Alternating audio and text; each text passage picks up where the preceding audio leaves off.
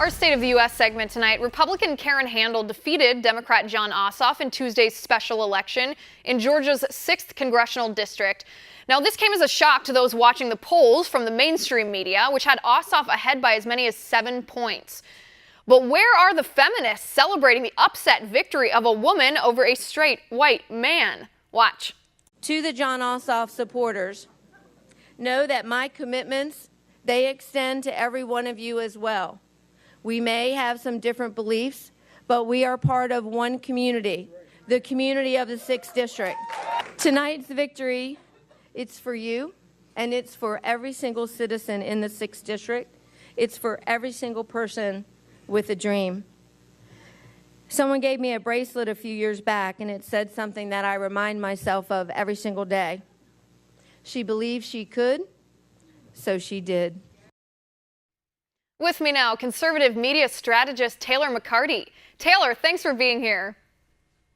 Thanks for having me.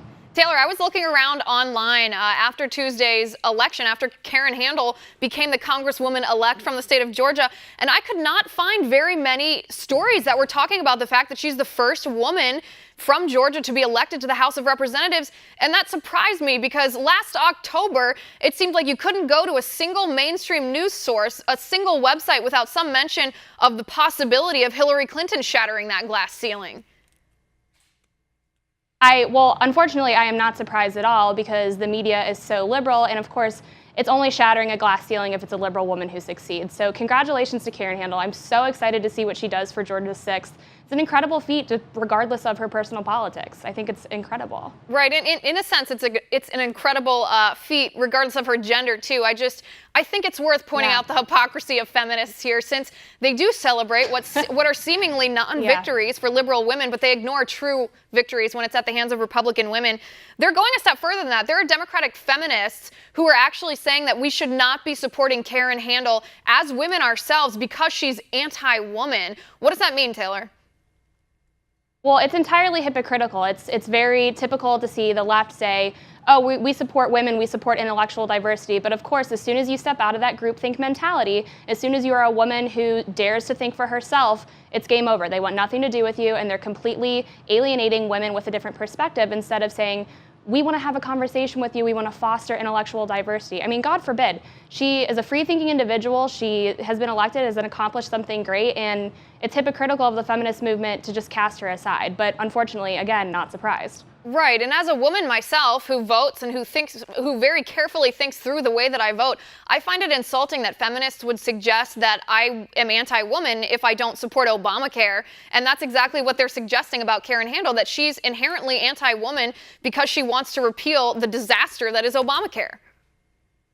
Yes, and I saw an article today in Huffington Post that criticized her for wanting to repeal Obamacare, for wanting to implement stricter voter ID laws, and for denying a $700,000 donation from Planned Parenthood when she was the chairman of policy for the Susan G. Komen Foundation. So she's able to make these decisions and have a free-thinking thought for herself, but they completely ignored the fact that Jon Ossoff accepted nearly $800,000 in donations from Planned Parenthood, which could have very easily went to women's health care, which is what they say their top priority is.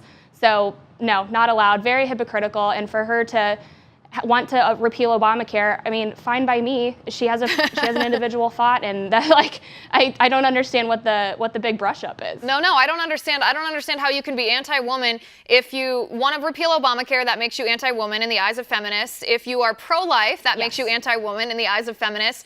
If you don't think a minimum wage is helpful, you actually think that that's going to hurt women and minorities and low-income Americans, then you're anti-woman. I mean, all these different things. If you support voter ID, you're anti-woman. If you want to create new jobs and you don't want government to be in charge, you're anti-woman. I mean, this is such a narrow-minded way to be thinking as a feminist, that if you don't ideologically align exactly as they set forth, they don't just disagree with you or not support you. It's fine if they don't want to vote for Karen Handel, but it makes you inherently a misogynist. That's so narrow-minded.